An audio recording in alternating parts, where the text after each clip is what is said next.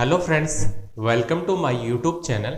आज के वीडियो के अंदर हम डिस्कस करेंगे जो टेक्निक्स ऑफ द जो सिल्क प्रोड्यूसिंग की है, ठीक है, यानी कि जो कोकून वगैरह है उससे जो सिल्क वगैरह प्राप्त किया जाता है उसकी विधि के बारे में डिस्कस करेंगे।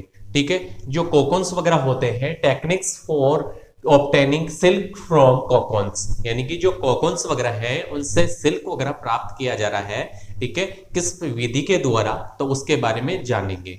तो कोकून्स वगैरह यानी कि जो मोथ वगैरह होती है, ठीक है, जो बॉम्बैक्स मोराई वगैरह होती है, मलबरी सिल्क वॉर्म वगैरह होती है, तो वो क्या करती है कि एग ले करती है। एग ले करने के बाद में उनमें क्या होता है, जनरली लार्वल स्टेज, यानी कि जो मेटामॉर्फोसिस की जो रिएक्शंस वगैरह होती है, डेवलपमेंटल जो स्टेजेस वगैरह होती है, मोल्टिंग वगैरह होगी, उसके अंदर एक हेच आउट होगा। एक हेच आउट होने के बाद में उसमें क्या होता है, जनरली एक कैटरपिलर यानी कि लार्वी फॉर्म डेवलप वगैरह होती है।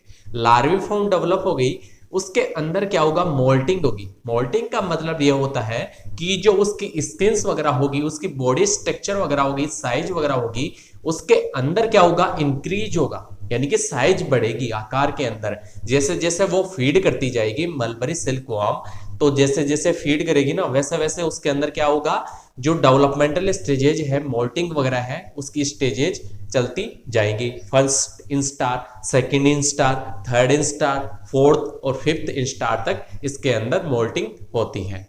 जो फिफ्थ इंस्टार वगैरह होता है वो क्या करता है, लास्ट के अंदर खाना बंद कर देता है, यानी कि लास्ट स्टेज वगैरह उसी की फीडिंग की वो ही होती है, तो उसके अंदर खाना वगैरह एक साथ, यानी काफी फूड वगैरह न्यूट्रिशन प्राप्त कर लेते हैं। जो मलबरी लीव्स वगैरह होती है वो फीड करते हैं। उसके बाद में क्या होता है कि जो उनके जो माउथ पार्ट्स वगैरह होते हैं उनके अंदर सलाइवरी ग्लैंड्स प्रेजेंट होती हैं, तो उनके अंदर क्या होगा कि जो सलाइवरी ग्लैंड्स वगैरह है उनसे सलाइवा वगैरह सिक्रीट करती है। एक तो होती है जो सेरिसिन प्रोटीन, एक फाइब्रोनोजन जो प्रोटीन्स वगैरह होती है, वो दोनों क्या करती हैं, फिर बाद में ये सिक्रीट वगैरह करती हैं, और जैसे ही वायु के संपर्क में आती है ये, तो ये क्या है, एक ठोस नुमा यानी कि एक कोकून फॉर्मेशन का निर्माण वगैरह कर लेती है। तो आप देख पा रहे होंगे इसके अंदर कि जो मलबरी सिल्क वर्म है, तो वो किस प्रकार से कोकून फॉर्मेशन कर रही है, यानी कि अपने चारों ओर क्या करेगी, यानी कि धागा बनाएगी, यानी कि थ्रेड नुमा स्ट्रक्चर वगैरह बनाएगी, अपने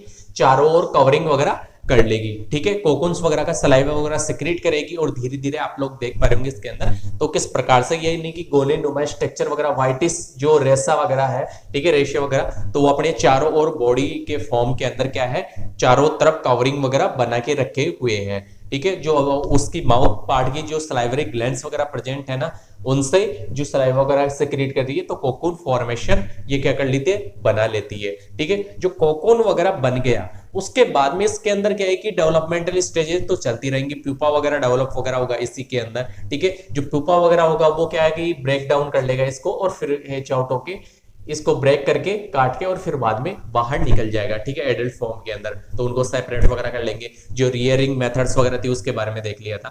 ठीक है, जो techniques of obtaining silk from cocoons, यानी कि कोकून से सिल्क वगैरह प्राप्त किस प्रकार से किया जाता है, उनकी विधियों के बारे में देखते हैं। तो ये वाला आप लोगों ने अच्छे से क्लियरली समझ में आ गया होगा कि किस प्रकार से जो कोकून फॉर्मेशन कर रही है, जो कैटर पिलर होती है इसके अंदर, ठीक है, जो लेपिडोप्टेरन्स के अंदर जो सिल्क प्रोड्यूस वगैरह कर रही है, ये जो मलबरी सिल्क वर्म वगैरह है। ठीक है, तो किस प्रकार से कोकून फॉर्मेशन अपने चारों ओर कर लेगी, जो कवरिंग वगैरह बना लेगी। ठीक है, तो अच्छे से क्लियरली जो धागा वगैरह है वो बनाते हुए अच्छे से क्लियरली देख सकते हैं आप लोग। ठीक है, तो यहां तक हो गया कि कोकून फॉर्मेशन वगैरह हो गया। उसके बाद में वो कोकून्स ही यूज में लिए जाते हैं। जनरली जो इंडस्ट्रियल लेवल वगैरह होता है, वहां पे औद्योगिक दृष्टि से वो क्या करते हैं, सिल्क प्रोड्यूस वगैरह करवाते हैं, और जो कोकून्स वगैरह होते हैं उन्हीं से क्या है, धागा बनाया जाता है। जो कोकून्स वगैरह होते हैं उनको गर्म जल के अंदर डाला जाता है, और फिर बाद में उनसे कोकून से क्या है, धागा वगैरह प्राप्त किया जाता है।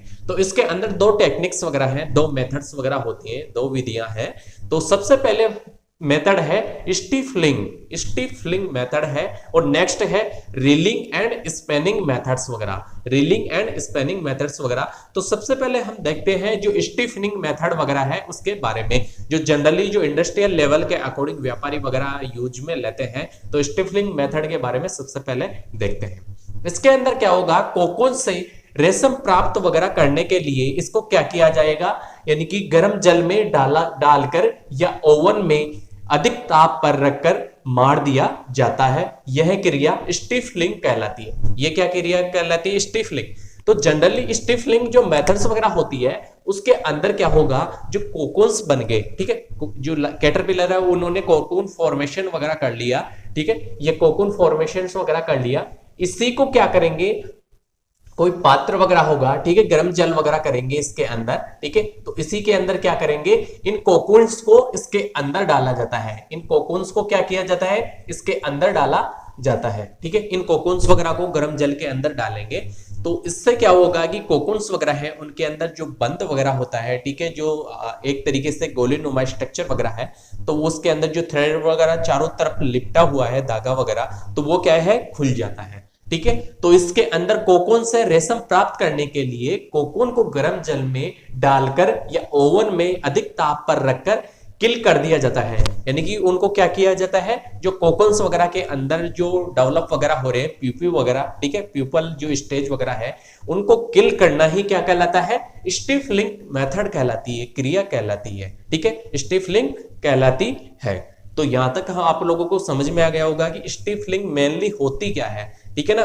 तो ये गर्म जल के अंदर डालेंगे इनको और फिर बाद में जो प्यूपा वगैरह है वो स्टेजेज वो किल हो जाएगी, उसी को स्टिफलिंग मेथड कहा जाता है। नेक्स्ट है reeling and spinning method. Reeling and spinning method, तो इसके अंदर क्या होता है जनरली कि हम देखें तो एक जो पात्र वगैरह होगा, ठीक है, तो उसके अंदर क्या करेंगे, उसी तरीके से फॉर्म के अंदर, यानी कि जो कोकून्स वगैरह है उनको गर्म जल के अंदर डाला जाएगा, ठीक है, गर्म जल के अंदर तो डालेंगे, लेकिन इनके अंदर क्या होता है कि जो फिर बाद में क्या है कि जैसे कच्ची सिल्क वगैरह प्राप्त होगी, ठीक है, कच्ची सिल्क वगैरह प्राप्त होगी, उसको क्या करेंगे फिर केमिकली फॉर्म के अंदर उसको क्या करेंगे, गुजारेंगे, ताकि वो क्या है कि अच्छी मजबूत बन जाए, ठीक है। तो हम देखते हैं इसके अंदर एकत्रित किए गए कोकून्स को उबलते हुए पानी में डालने से धागों के बीच बंधन कमजोर हो जाता है, अतः कोकून से धागे को खोलने की क्रिया रीलिंग कहलाती है। यानी कि जो कोकून्स वगैरह होते हैं उनको क्या करते हैं जनरली,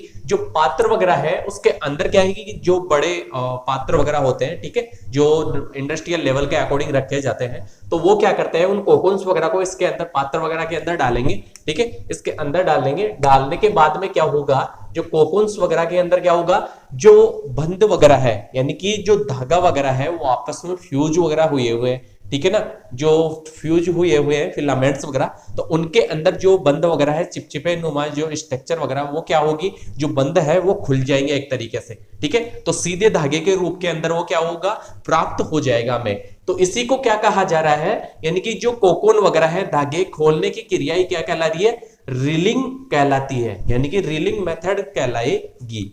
जैसे ही कोकून को गर्म जल में डालेंगे वैसा ही क्या होगा, कोकून्स वगैरह खुल जाएंगे, जो धागा वगैरह स्ट्रक्चर वगैरह है बंद वगैरह खुल जाएंगे, इसी क्रिया को रीलिंग कहा जाता है। यहां तक समझ में आ गया। इसके बाद में देखते हैं 4 से 5 कोकून से धागा एक स्पून पर लपेट लिया जाता है, स्पून पर लपेट लिया जाता है। जैसे ही जो 4 से 5 कोकून्स वगैरह होंगे ना, तो उससे जैसे गर्म जल वगैरह के अंदर डाला तो क्या है कि काफी सारे कोकून्स वगैरह को डाला जाता है उसके अंदर, ठीक है, जो 4-5 कोकून्स वगैरह को क्या किया जाएगा, लिया जाएगा। उससे क्या है कि जो धागा वगैरह है वो स्पन लाइक जो स्ट्रक्चर वगैरह होती है, ठीक है, तो उसके अंदर क्या है, जो लपेट लिया जाता है चारों तरफ, ठीक है ना, तो चारों तरफ क्या कर लेंगे, उसको लपेट लेते हैं, ठीक है, लपेट लिया जाता है। 450 ग्राम सिल्क प्राप्त करने के लिए, यानी कि जो 450 ग्राम है, ठीक है ना, तो वो सिल्क प्राप्त करने के लिए हमें क्या करना होगा, 2500 से 3000 कोकून्स को किल करना होगा, मारना होगा। यानी कि 450 ग्राम सिल्क प्राप्त करने के लिए हमें 2500 से कम 3000 तक जो कोकून्स वगैरह होते हैं उनको किल करना होगा, तभी हमें 450 ग्राम के समथिंग जो सिल्क है वो प्राप्त हो पाएगा, ठीक है, रेशम वगैरह। इस प्रकार प्राप्त सिल्क कच्चा सिल्क यानी कि रो सिल्क या रिल्ड सिल्क कहलाती है। यानी कि रो सिल्क इस प्रकार से, यानी कि जैसे ही किल करेंगे, किल करने के बाद में जो कोकून्स वगैरह से जो सिल्क वगैरह प्रोड्यूस होगा, प्राप्त होगा, उसको क्या कहा जाता है, कच्ची रेशम कहा जाता है, या फिर हम बोल सकते हैं इसको इंग्लिश के अंदर रो सिल्क या रिल्ड सिल्क के कहलाती है, रिल्ड सिल्क कहलाती है। तो जैसे ही ये प्राप्त होगी फॉर्म के अंदर तो ये कच्ची सिल्क कहलाती है। इसके बाद में क्या है कि जैसे ही इनको प्राप्त कर लेंगे कच्ची सिल्क वगैरह को, तो इनको क्या करेंगे, इस कच्ची सिल्क रेशम को उबलते हुए पानी में उबाला जाता है, यानी कि उबलता हुआ पानी वगैरह होगा उसके अंदर उसको डालेंगे। ठीक है, डालने के बाद में क्या होगा, और केमिकल की सहायता से धोया जाता है। केमिकल वगैरह होगा उस फॉर्म के अंदर, क्या करेंगे, केमिकली प्रोसेस के अंदर उसको क्या करेंगे, गुजारेंगे उस धागे वगैरह को, कच्ची सिल्क वगैरह जो प्रोड्यूस हुई है, प्राप्त हुई है हमें। ठीक है,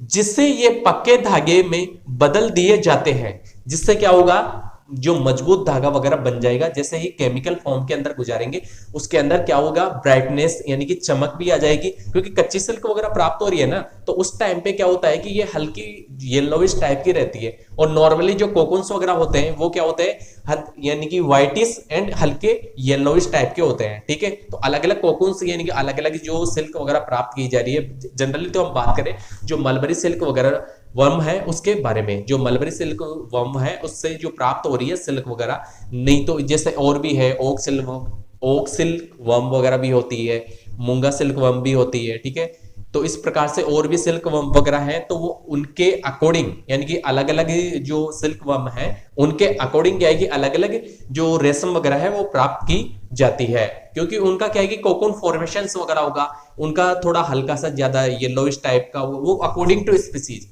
यानी कि स्पीसीज के अकॉर्डिंग होगा कि। ठीक है, तो हम जो मलबरी सिल्क वर्म है उसकी बात करें तो इससे क्या है कि जो कच्ची जो रो सिल्क वर्म प्राप्त होगी, ठीक है ना, रो सिल्क प्राप्त होगी, जो कच्ची रेशम है वो प्राप्त होगी, तो उससे को क्या करेंगे, उबलते हुए पानी के अंदर क्या है इस पात्र के अंदर डालेंगे फिर से, तो जो अलग से होगा फॉर्म के अंदर। ठीक है, तो इसको केमिकली प्रोसेस से गुजारेंगे, यानी कि जो केमिकल्स वगैरह होगा उसकी सहायता से उसको वॉश किया जाएगा, धोया जाएगा, ताकि उसके अंदर ब्राइटनेस आ जाए, चमक आ जाए, जिससे ये पक्के धागे के अंदर क्या होंगे, फॉर्म में बदल जाएंगे। इसी मेथड को क्या कहा जाता है, फाइबर सिल्क कहा जाता है। इसी मेथड को क्या कहा जाता है, फाइबर सिल्क कहते हैं। यह क्रिया स्पिनिंग कहलाता है। यह क्रिया क्या कहलाती है, स्पिनिंग कहलाती है।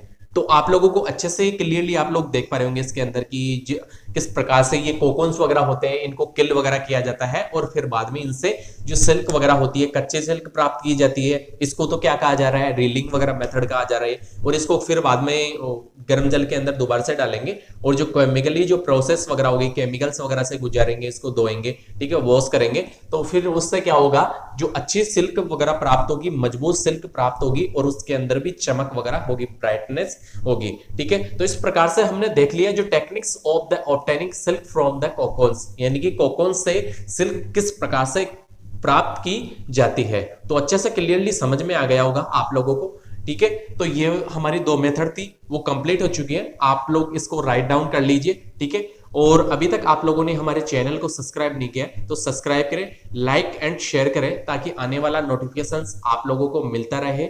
और so thank you so much.